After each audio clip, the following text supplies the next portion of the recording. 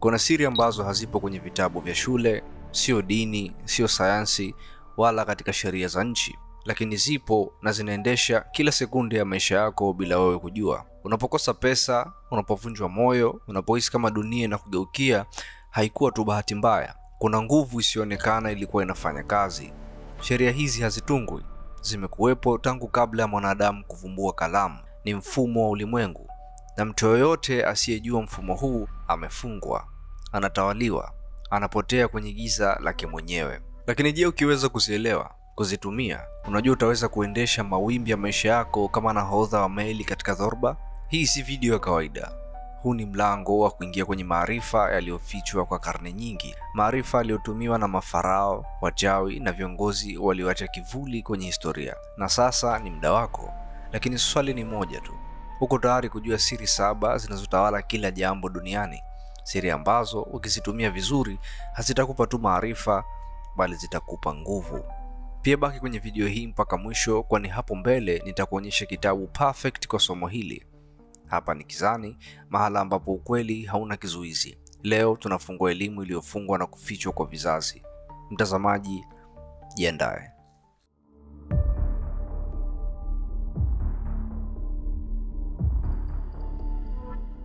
Kila kitu unachokiona kilianza kwenye akili. Milima, mito, mili, nyota ni picha ya wazo lililo hai.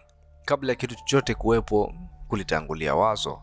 Hii ndiyo siri kubwa ambayo walimu wa kale walilinda kwa maisha yao, kwamba kila kitu ni mawazo. Ulimwengu ni wa kiakili kabla haujawa wa kimwili.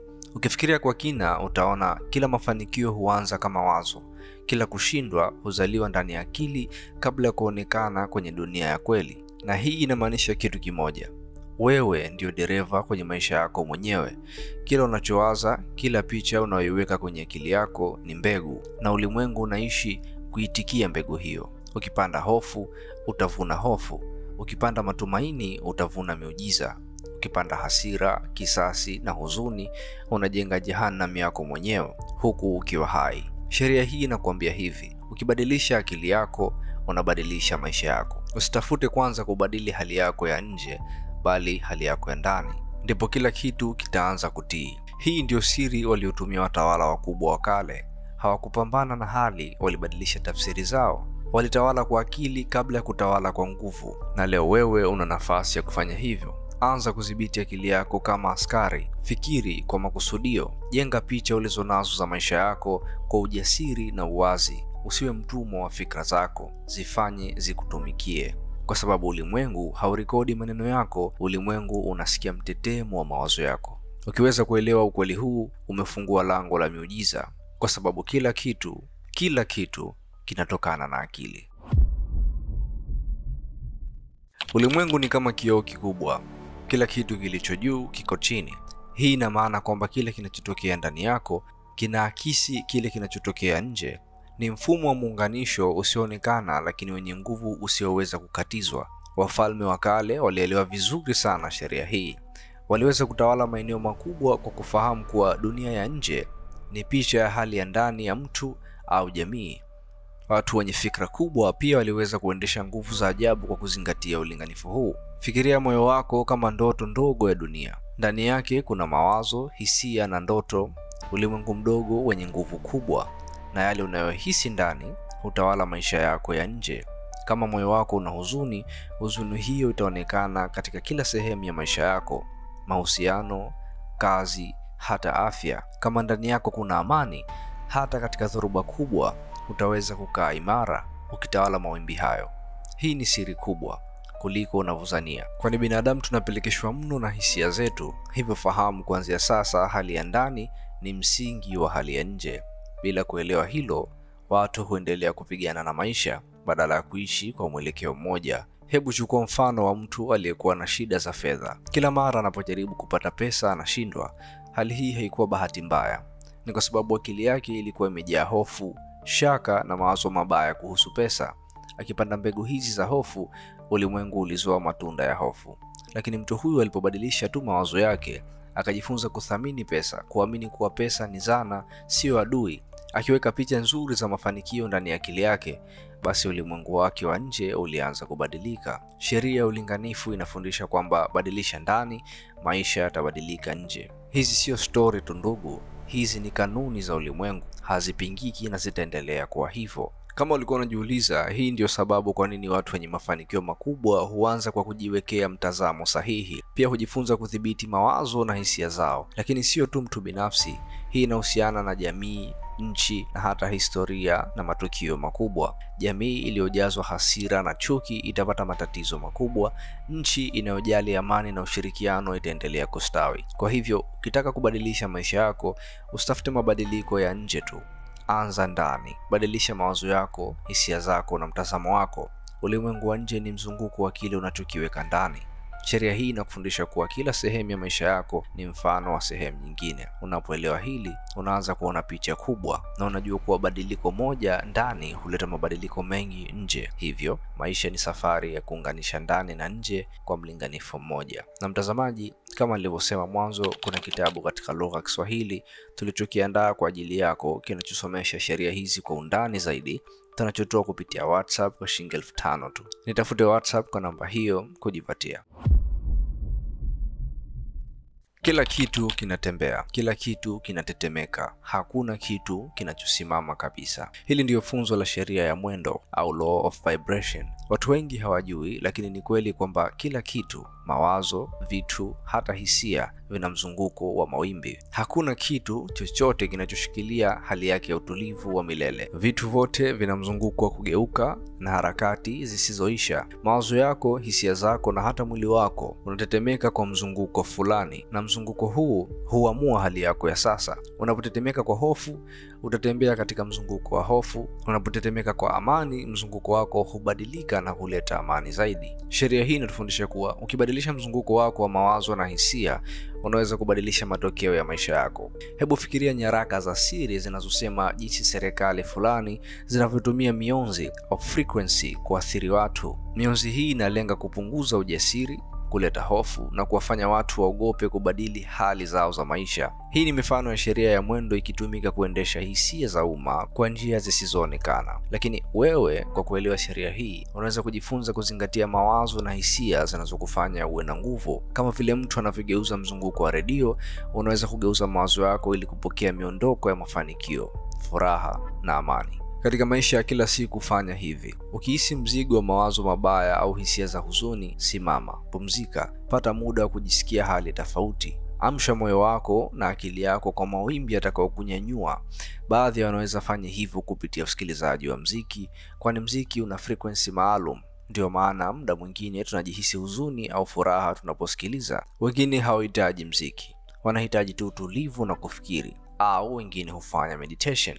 Hivyo jitulize, najua kutenganisha hisia na maamuzi yako. Kisha ukishajikoki na kujituliza, endelea kufanya yako. Sheria hii pia inaelezea kwa undani jinsi nishati za ulimwengu jinsi zinavyosogezwa, nguvu za asili, mawimbi ya umeme, hata hisia za watu katika sehemu fulani huwa na mzunguko unaoathiri mazingira yao. Hii ni moja ya sababu watu wanapohamia maeneo yenye nishati mbaya, mara nyingi wanapata matatizo ya afya na akili. Kwa hivyo sheria ya mwendo inakufundisha kuwa kila wakati ni chaguo lako. Utaendelea kuzunguka kwenye mzunguko wa shida au utaamua kubadilisha mzunguko na kuanza mwelekeo mpya wa maisha. Hata marafiki unaojizungusha nao wanaweza pelekea kuharibu vibrations zako, hivyo kuwa makini. Ukimudu kutumia sheria hii kwa hekima, utaweza kutawala hisia zako badala ya kutawaliwa, kupata utulivu hata katika dhoruba, pia kuwa mwakilishi wa mabadiliko ya kweli kwa kubadilisha mzunguko wa nishati.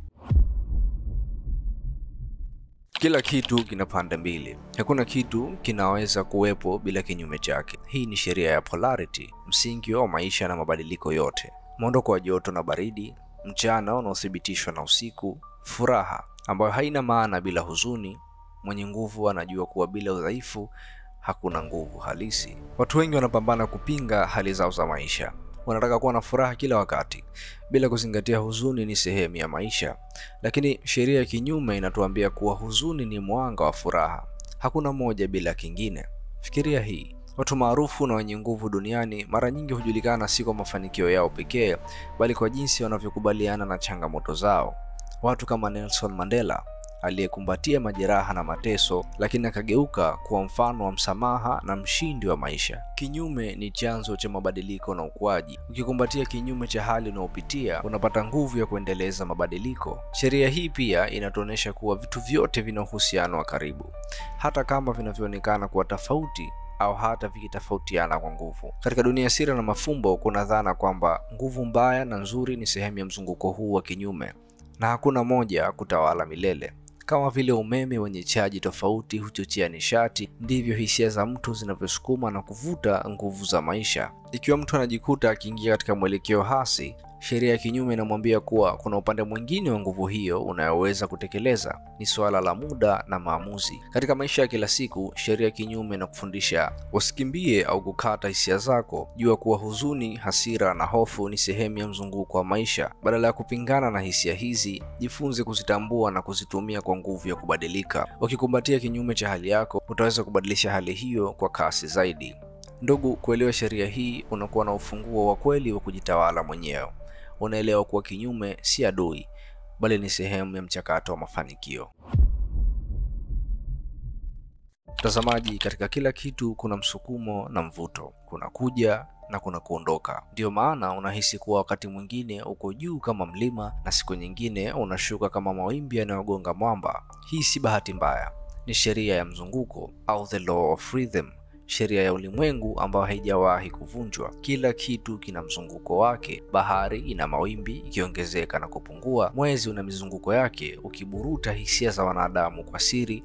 Moyo unapiga kwa midundo. Mapigo yako ni sauti ya mzunguko wa maisha. Furaha huja na huzuni hufuata. Si laana, ni mpigo wa maisha. Ukiangalia dunia kwa jicho la undani, utagundua kuwa hata jamii, serikali na tawala za kifalme hufuata mizunguko. Zinapanda kwa nguvu, kisha zinateketea na kuanguka. Wanajua hii sheria hutabiri wakati wa kushambulia na pia wakati wa kujificha. Katika maisha ya kila siku, sheria ya mzunguko inakufundisha kitu kikubwa sana. Usijidanganye kuwa uko juu daima, na usihofu ukiwa chini. Kwa sababu kila kitu kitarudi. Furaha itarudi, fedha zitarudi, fursa zitajirudia. Kwa wale wanaoelewa jinsi ya kusubiri na kucheza na mdundo. Wale wanaojua sheria hii hujifunza kucheza na midundo ya maisha badala ya kupigana nayo. Wakati wa huzuni wanajifunza, wanatafakari na wanajipanga. Na wakati wa neema wanachukua hatua, wanavuna na wanatoa.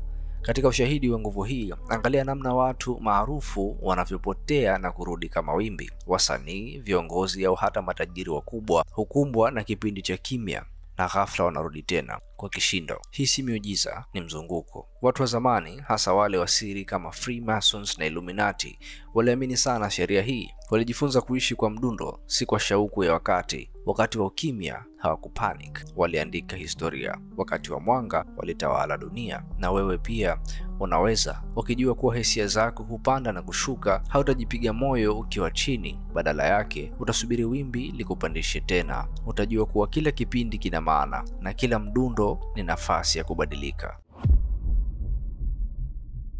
Hakuna kitu kinatokea bila sababu. Kila tukio, kila hisia, kila mafanikio ni zao la kitu kilichoanzishwa kabla. Hii ndiyo sheria ya sababu na matokeo au cause and effect. Ulimwengu si wa kubahatisha, ni mfumo unaoeleweka unaofuata mpangilio mkali. Na ukielewa hili, unaweza kubashiri mustakabali wa maisha yako. Kama unapanda mbegu ya mawazo mabaya kila siku, usitarajie kuvuna maisha ya furaha. Kama unatenda kwa hofu, matokeo yako yatakuwa na hofu. Lakini kama unapanda mawazo ya mabadiliko, ya nguvu, ya uthubutu, hata kama matokeo yatachelewa, basi yatakuja. Hii si falsafa tu ya vitabu, ni silaha ya wale wanaotawala, watu waliopo juu, wanaojua kuvuta hisia za mamilioni. Hawategemei bahati, wanapanga kila kitu, kila msemo, kila habari. Unajua kabisa ukitengeneza sababu sahihi, unaweza kuunda matokeo yoyote. Na hapa ndipo pazito, mtazamaji. Wengi wetu wanabebwa na matokeo ya matendo ya wengine. Wao sio waumbaji wa maisha yao, bali ni wahanga wa mifumo ya watu wachache. Ushawahi kujiuliza kwa nini unafikiri namna fulani? Kwa nini watu wanapenda kitu fulani kwa ghafla? Au kwa nini habari fulani inakuwa maarufu huku nyingine inazimwa? Kwa sababu kuna watu nyuma ya pazia wanaotumia sheria hii kuanzisha sababu, na wanajua watavuna matokeo. Mfano halisi, Program za mitandao zimeundwa kukuamsha hisia. Unapobofya, unapocomment, unapowaka hasira, hauko huru. Uko kwenye mzunguko wa matokeo ulioanzishwa na akili iliyo juu zaidi. Lakini kwa kuelewa sheria hii, unaweza kuvunja minyororo hiyo. Unaweza kuanza kuishi kwa uamuzi, si kwa mazoea. Katika maisha ya kila siku, uliza, sababu ya mimi kuhisi hivi ni nini? Chunguza, nani anafaidika na matokeo haya? Pia tambua, je, ninaweza kuanzisha sababu mpya leo kwa ajili ya kesho bora? Ukijifunza kutenda kwa nia badala ya kukurupuka kwa matokeo ya wengine, utakuwa mjenzi wa maisha yako mwenyewe. Na hiyo ndiyo hatua ya kwanza ya nguvu halisi, uwezo wa kuunda kesho kwa kuamua leo. Wakati watu wengi wakisikia neno jinsia wanafikiri kuhusu mwili, lakini wale wanaojua wanajua kuwa sheria jinsia haizungumzii mwili, inazungumzia nguvu. Kila kitu duniani kina jinsia mbili, ya kiume na ya kike. Hii si kuhusu kuwa mwanamume au mwanamke, ni kuhusu kuwa muumba au mpokeaji, msukumo au mvuto, wazo au hisia. Nguvu ya kiume ni ile inayotenda, kuanzisha, kupenya, na nguvu ya kike ni ile inayokubali, kutunza na kulea. Ndani yako kuna zote mbili. Ndani ya kila akili yako kuna sehemu inayopanga, ya kiume, na sehemu inayohisi na kuvuta vitu kwako, ya kike. Ukizijua na kuzitumia kwa usawa, unaweza kuumba chochote unachotaka. Ndio maana unawaza jambo na linatokea. Umetumia nguvu ya kiume kuanzisha wazo na nguvu ya kike kuvuta hilo jambo kupitia hisia zako. Na hapa ndipo siri ya uumbaji wa maisha ilipojificha kwa miaka mingi sana. Wanafalsafa, watu wenye kufikiria sana, viongozi, hata wachawi na mashirika ya siri walielewa hakuna uumbaji wowote unaotokea bila mchanganyiko wa hizi nguvu mbili. Siri ya maisha iko hapa. Kama unafanya tu bila kuhisi, unajichosha. Kama unahisi tu bila kuchukua hatua, unabaki na ndoto. Lakini ukiunganisha zote, ndoto zako huwa halisi. Kwenye dunia ya kisasa tumeharibu uwiano huo. Tunapenda hustle, nguvu ya kiume ya kutenda, lakini tumesahau nguvu ya kike ya utulivu, hisia na kuvuta vitu kwetu kwa usawaziko. Na hivyo maisha yanakuwa magumu, yanachosha. Wale waliopo juu wanajua hili. Wanajua kuwa ili kutawala akili ya mtu, unalazimika kuvuruga hizi nguvu mbili ndani yake.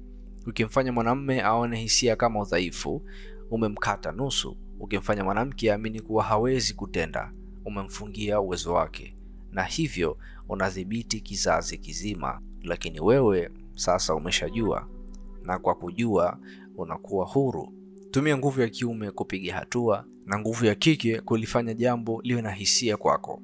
Kuvuta ndoto zako kupitia utulivu, imani na msimamo wa ndani. Ukiweza kuunganisha hisia hizi mbili kwa usawa, utakuwa mtengenezaji wa unachokitaka kwa ukamilifu. Na hapa ndipo unapopata nguvu kamili katika ulimwengu. Mtazamaji, hizi ni sheria 7 za Hermetic au sheria 7 za ulimwengu zilizofichwa kwa maelfu ya miaka na sasa ziko mikononi mwako. Usiziache kama maneno tu. Zifanye kwa njia ya maisha yako, kwa sababu maisha yako hayajiamui wenyewe. Yanaendeshwa na jinsi ya uwezo wako wa kufuata sheria hizi. Swali ni moja tu limebaki. Je, utabaki kuwa mchezaji katika mchezo wa wengine au utaamka na kuchezesha mchezo wako mwenyewe? Nakumbusha tena kwa wanaohitaji kitabu hichi wanitafute WhatsApp kwa namba hiyo. Usisahau ku like, kusubscribe na kucomment ili kusupport channel hii. Hapa ni Kizani, sehemu ambayo siri na elimu nzito hufichuliwa.